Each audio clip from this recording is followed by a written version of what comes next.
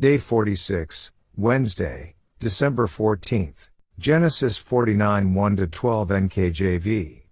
And Jacob called his sons and said, Gather together, that I may tell you what shall befall you in the last days. Gather together and hear, you sons of Jacob, and listen to Israel your father. Reuben, you are my firstborn, my might in the beginning of my strength, the excellency of dignity and the excellency of power. Unstable as water, you shall not excel, because you went up to your father's bed, then you defiled it. He went up to my couch. Simeon and Levi are brothers, instruments of cruelty are in their dwelling place. Let not my soul enter their council, let not my honor be united to their assembly, for in their anger they slew a man, and in their self will they hamstrung an ox. Cursed be their anger, for it is fierce, and their wrath, for it is cruel. I will divide them in Jacob and scatter them in Israel. Judah, you are he whom your brothers shall praise, your hand shall be on the neck of your enemies, your father's children shall bow down before you. Judah is a lion's whelp, from the prey, my son, you have gone up. He bows down, he lies down as a lion, and as a lion, who shall rouse him? The scepter shall not depart from Judah, nor a lawgiver from between his feet, until Shiloh comes, and to him shall be the obedience of the people. Binding his donkey to the vine, and his donkey's colt to the choice vine, he washed his garments in wine, and his clothes in the blood of grapes. His eyes are darker than wine, and his teeth whiter than milk. Daily deep dive. Verse 1. Now that the blessings of Ephraim and Manasseh have been prophesied, Jacob now calls in the rest of his sons and tells them all what will occur in the last days. In my research, I counted 13 times these same two Hebrew words, forming the phrase last days/latter days are used together in the Old Testament. When these two words are used together, it points to the time just before the establishment of the kingdom of God, at the second coming of Jesus Christ. A similar Greek phrase appears in the New Testament that in all but one case points to the same time period. The one exception in the New Testament is John 7:37, when last day is in reference to the final day of the fall feast celebration. Here's what the UCG reading program states about this phrase and its implications. Genesis 49 details Jacob's last words to his sons shortly before he died. Jacob, under God's inspiration, describes the state of his descendants in the future. Each of the 12 sons of Israel is mentioned. Some commentaries look for the fulfillment of these prophecies for each tribe by looking at the history recorded in books of the Old Testament. Of course, some of the characteristics and destinies outlined by Jacob were fulfilled in small measure during those times. However, note when Jacob said these prophecies would come to pass, gather together, that I may tell you what shall befall you in the last days. Verse 1.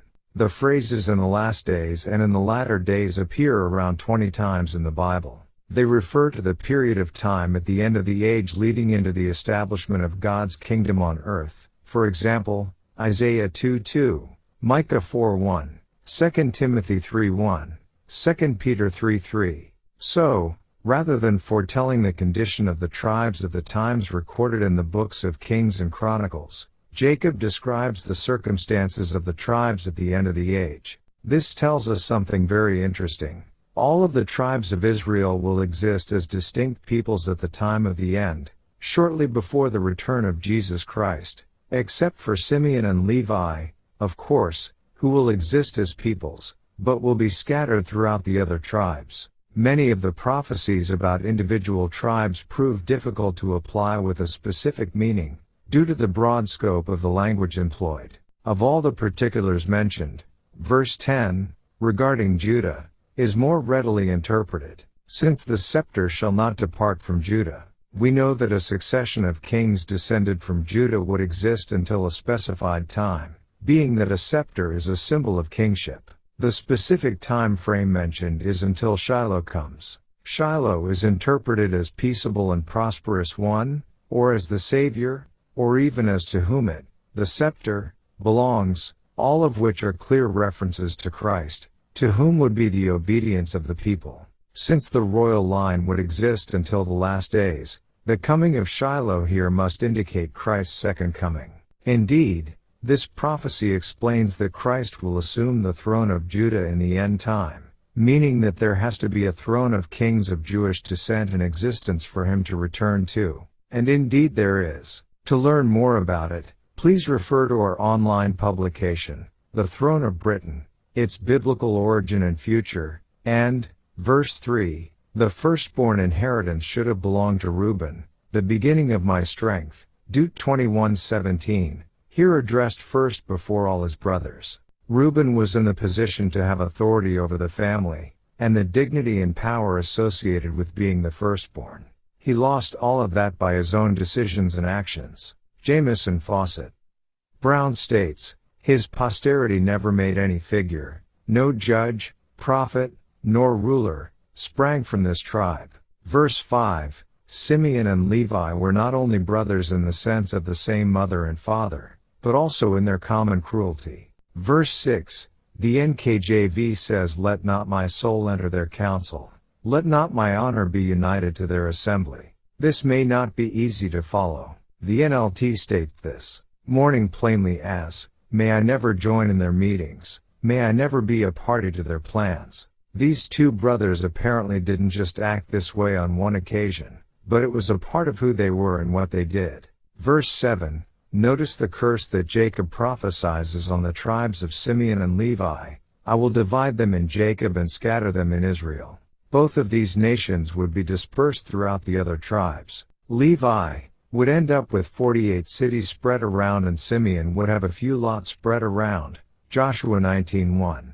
Jarchi, aka Rashi, a French rabbi, states that a great many of this tribe, Simeon, were scribes and teachers of the law, and even teachers of children, and by which they lived among the several tribes. Verse 8, the name Judah means praised. Brown Driver Briggs. Jacob shows that this tribe would take top honor, authority and dignity above all the rest of the tribes. Your hand shall be on the neck of your enemies shows that they would rule over and defeat militarily their enemies. Compare Psalm 18:40, and it states your father's children shall bow down before you, showing that the tribe of Judah would rule over all the other tribes. We see this through King David and King Solomon, but has its greatest fulfillment David's descendant, Jesus Christ, the Messiah, Rev 19:16, Rev 11:15-17. Verse 9, compares Judah to various stages of a lion.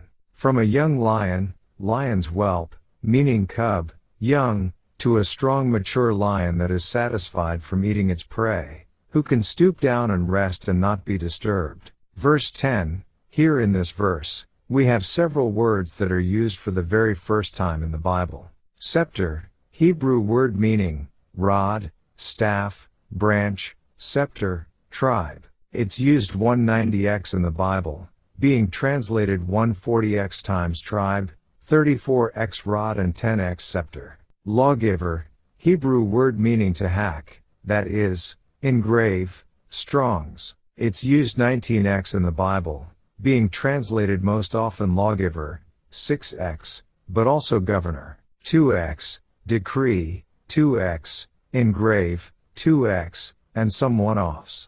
But it's clear that this word has to do with those who make and record the rules, laws, decrees, etc. Shiloh. This is the one and only time this word is used in the Bible, so it's difficult for individuals to determine its exact meaning. Both Strong's and Brown Driver Briggs record that it comes from a root word meaning tranquil. Verb. Some have then concluded that this noun form means peaceable one or peacemaker. Another proposed meaning has been he whose it is or that which belongs to him, referring to the rod/scepter. From these words, and in connection with verse 8, it seems clear to me that Judah is being given authority to rule, rod/scepter, and to make and record law, lawgiver, for a period of time, until the one will come who will bring Judah's military power and rule to an end, the peaceable one, the peacemaker, and the one whose kingdom will reign forever and never end. Verse 11 and 12, I'm not clear if these verses are still referring to Shiloh or back to Judah. It may be both. I'm going to include excerpts from John Gill's commentary on these two verses as he speculates about possible meanings. About, binding his foal unto the vine, and his ass's colt unto the choice vine, which may be understood either of the tribe of Judah, and signify that vines should grow in such plenty, and so large and strong, that a man might fasten his ass to one of them, and if it ate and destroyed it, it would give no great concern, since the country abounded with them. Or else of Shiloh the Messiah, which some interpret literally, of him, when the prophecy in Zech_9-9 was fulfilled, as is recorded in Matt_21-2, but others better, figuratively, of Christ's causing the Gentiles, comparable to an ass's colt, for their impurity, ignorance of, and sluggishness in spiritual things, to cleave to him the true vine, Joe_15-1 in the exercise of faith, hope, and love, or to join themselves to his church and people, sometimes compared to a vine or vineyard, Isa_5-1 about, and he washed his garments in wine, and his clothes in the blood of grapes, an hyperbolical expression, setting forth the great abundance of wine in this tribe, of which there was such plenty, that if they would, they might have used it instead of water to wash their clothes in, but not that they did do so, only might if they would, and may denote the great quantity of spiritual blessings flowing from the love of God, which come by Christ, and of his word and ordinances, which are comparable to wine and milk, and are a feast of fat things, of wine on the lees, well refined, Isa_26-6, and may be applied to Christ, to the garment of his human nature, which, through his sufferings and death, was like a vesture dipped in blood, and he became red in his apparel, Isa_63-1, or to his church and people, which cleave to him as a garment, and whose garments are washed and made white in the blood of the Lamb, Rev_1-5 about, his eyes shall be red with wine, as applied to the Messiah, the antitype of Judah, and who is of this tribe. It may denote not so much the beauty of his eyes, as the Targums paraphrase it, as the joy and pleasure that sparkled in his eyes when he shed his blood on the cross, enduring that, and despising the shame of it, for the joy of the salvation of his people, or the clearness of his sight in beholding the actions of his enemies, and especially of the fierceness and fury of his wrath against them, whose eyes are said to be in flames of fire, Rev_1:14, about, and his teeth white with milk, denoting the fruitfulness of his land, producing fine pastures, on which flocks and herds fed, and gave abundance of milk. A respect Christ and his people, and be expressive of the purity of his nature, life, and doctrine, and of the holiness of his members, their faith and conversation, and